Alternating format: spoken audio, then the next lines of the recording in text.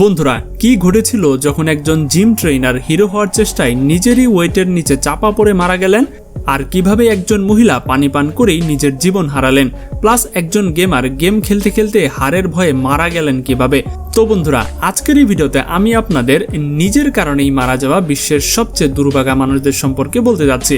তাহলে আর কথা না বাড়িয়ে চলুন আজকের ভিডিওটি শুরু করা যায়। নকল বুলেট প্রুফ জ্যাকেটের পরীক্ষা। বন্ধুরা, বুলেট প্রুফ বা স্টাফ প্রুফ জ্যাকেট সাধারণত মানুষকে গুরুতর আঘাত থেকে বাঁচায়, কিন্তু কি হবে যদি কেউ টেম্পারেট মাল থেকে আনা নকল বুলেট প্রুফ জ্যাকেট নিয়ে পরীক্ষা করতে দেয়? এই গল্পটি ইংল্যান্ডের এক ব্যক্তির, যিনি একটি হোটেলে রান্নার কাজ করতেন। একদিন সে একটি জ্যাকেট পরে হোটেলে এলো এবং তার সহকর্মীকে বলল যে এই জ্যাকেটটি স্টাফ প্রুফ, অর্থাৎ ছুরি বা চাকু কোনো আঘাত এর উপরে কাজ করবে না। তার বন্ধু যখন জ্যাকেটটি দেখলো তখন বলল যে এটি আসল নয়, বরং নকল। এই নিয়ে তাদের দুইজনের মধ্যে খুব তর্ক বাঁধল। সেই ব্যক্তিটি এত সিরিয়াসলি নিল যে নিজের জ্যাকেট আসল প্রমাণ করতে গিয়ে সে নতুন একটি ছুরি সরাসরি নিজের বুকে বসিয়ে দিল।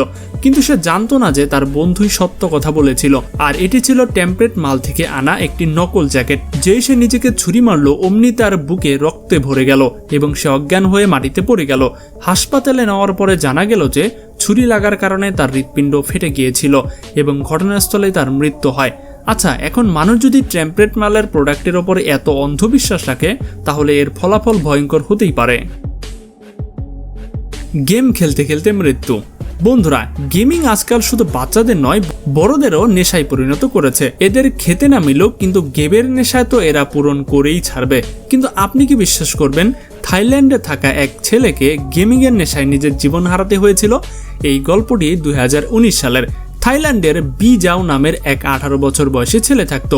বি জাও এর গেম খেলার এত নেশা ছিল যে সবসময় সে নিজের ঘরের লাইট বন্ধ করে কম্পিউটারে গেম খেলতো, এমনকি তার খাওয়া দাওয়ার কোনো হুঁশই থাকতো না। তারপর একদিন এমন ঘটলো যা কেউ ভাবতে পারেনি। 2019 সালে এই ছেলেটি একটি অল নাইট গেমিং ম্যারাথনে অংশ নিল, যেখানে তাকে সারা রাত জেগে লাইভ গেমিং করতে হতো। গেম শুরু হলো, প্রথমে সে ভালোই খেলছিল, কিন্তু হঠাৎ অন্য কিছু গেমার তাকে হারাতে শুরু করলো।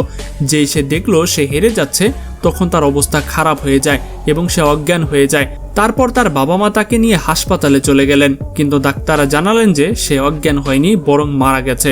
ডাক্তারদের মতে গেমে হেরে যাওয়ার ভয়ে সে এতটাই স্ট্রেস নিয়েছিল যে তার হার্ট অ্যাটাক হয়েছিল এবং ঘটনাস্থলেই তার মৃত্যু হয়। শুধু কল্পনা করুন গেমের নেশা বাচ্চাদের কত দূরে নিয়ে যেতে পারে। জিম ট্রেইনারের মৃত্যু। বন্ধুরা, জিমের ওয়েট লিফটিং টুলস কতটা ভারী হয় তা একজন জিম ট্রেইনারের থেকে আর কে ভালো জানবে। কিন্তু কোনো ট্রেইনার কি এত বেকুব হতে পারে যে নিজের জিমের টুলসের চাপা পড়ে নিজেই মারা গেল? এই গল্পটি চীনের থাকা এক জিম ট্রেইনারের। 2017 সালের কথা। সে জিমে ওয়েট লিফটিং করতে করতে নিজের ভিডিও বানাচ্ছিলেন। তখন রাতের সময় ছিল এবং জিমে আর কেউ ছিল না। সে তার ভিডিও ভাইরাল করার নেশায় 20-50 নয়, সরাসরি 100 কেজির ডাম্বেল তুলে নিল এবং বেঞ্চে শুয়ে লিফটিং করতে লাগলো। কিন্তু ভিডিওতে শো মারার আগেই তার নিকাশ হয়ে গেল। এই বেকুব এত ভারী ডাম্বেল তুলে নিয়েছিল যে এখন সে সেটা ব্যালেন্স করতে পারছিল না। শেষ পর্যন্ত তার বাহু বুড়ো লোকের হাতের মতো কাঁপতে লাগলো এবং এতে আর ওজন ধরার শক্তি রইল না। যেই তার বাহু আর সহ্য করতে পারলো না, ডাম্বেল তার হাত থেকে পড়ে সরাসরি তার গলার ভেতরে এসে পড়ে। এখন স্পষ্ট যে গলায় এত ওজন পড়লে গলা তো ভাঙবেই, আর সেখানেই তার মৃত্যু হয়। আর শকিং বিষয় হচ্ছে সে নিজের মৃত্যুকে নিজের ক্যামেরায় ক্যাপচার করেছিল। যাই হোক, এর চেয়ে লজ্জাজনক মৃত্যু আর কি হতে পারে, আপনারাই বলেন। পানি পান করেই মৃত্যু। বন্ধুরা, আমরা সবসময় ডাক্তার এবং বড়দের কাছ থেকে শুনে আসছি যে সুস্থ থাকতে হলে বেশি বেশি পানি পান করতে হবে। কিন্তু আমি যদি বলি পৃথিবীতে এমন একজন মহিলা ছিলেন যিনি পানি পান করেই মারা গিয়েছেন। শুনতে অবিশ্বাস্য লাগলেও একবার আমেরিকার রেডিও স্টেশন NDFM একটি শো চলছিল, যেখানে একটি প্রতিযোগিতার ঘোষণা করা হয়। প্রতিযোগিতাটি ছিল যে পানি পান করার। অংশগ্রহণকারীদের 2 মিনিটের মধ্যে 500 লিটারের পানির বোতল শেষ করতে হবে এবং শুধু তাই নয়, প্রতি 10 মিনিট পর তাদের আবার ততটুকু পানি পান করতে হতো। যে সবচেয়ে বেশি পানি পান করত সে জিতত। এই প্রতিযোগিতায় কিম নামের এক মহিলাও অংশ নিলেন। কিমের প্রতিযোগিতার জেতার এত জেদ চেপেছিল যে সে 10 মিনিট শেষ হবার আগেই পানি পান করত। এভাবে করতে করতে 1.5 ঘন্টার মধ্যে সে প্রায় 9 লিটারের মতো পানি খেয়ে ফেললো। যদিও সেটা পানি, কিন্তু আমাদের শরীরের সবকিছুর একটা সঠিক পরিমাণ প্রয়োজন। কিমের শরীরে পানি এত বেশি হয়ে গিয়েছিল যে তার পেট প্রায় ফেটে যাওয়ার উপক্রম হয়েছিল। শুধু তাই নয়, অতিরিক্ত পানি পান করার কারণে তার কিডনি নষ্ট হয়ে গেল এবং সেই অবস্থাতে তার মৃত্যু হলো। আচ্ছা, কিম প্রতিযোগিতাটি তো জিতেছিল, কিন্তু দুঃখের বিষয় পুরস্কার নেওয়ার জন্য সে আর বেঁচে থাকলো না। তাহলে এমন প্রতিযোগিতায় অংশগ্রহণ করে কি লাভ? টিকটিকি খেয়ে মৃত্যু। বন্ধুরা, এটা তো বাচ্চারাও জানে যে টিকটিকি শুধু নোংরা নয়, একটি বিষধর প্রাণীও বটে। কিন্তু আপনি কি কখনো ভেবেছেন যদি কেউ টিকটিকি খেয়ে ফেলে তাহলে কি হবে? এখন যে ব্যক্তির সম্পর্কে বলবো সে এমন কাণ্ড ঘটালো যা কেউ ভাবতেও পারেনি। সে তার বাড়িতে একটি পার্টি রেখেছিল এবং বন্ধুদের সাথে ট্রুথ অ্যান্ড ডেয়ার খেলছিল। যখন তার ডেয়ারের পালা আসে তখন তার বন্ধুরা তাকে টিকটিকি খেতে বলল। তার বন্ধুরা যেমন বেকুব ছিল, সেও তার চেয়ে বড় বেকুব ছিল। সে আনন্দের সাথে সাথে ডেয়ারটি কবুল করলো। সে দেয়ালে থাকা একটি টিকটিকি ধরে সেটাকে মেরে কাঁচাই খেয়ে ফেললো। প্রথমে সবাই তার খুব প্রশংসা করলো এবং সেও খুব খুশি হচ্ছিল, কিন্তু তারপর হঠাৎ তার অবস্থা খারাপ হতে লাগলো। এত বমি হলো যে থামার নামই নিচ্ছিল না। বন্ধুরা তাকে হাসপাতালে নিয়ে গেলেন এবং ডাক্তাররা জানালেন টিকটিকির বিষ তার পুরো শরীরে ছড়িয়ে পড়েছে। চিকিৎসা শুরুর আগেই হাসপাতালে তার মৃত্যু হয়। আচ্ছা, এখন আপনারাই বলুন এর থেকে বড় বোকামি আর কি হতে পারে?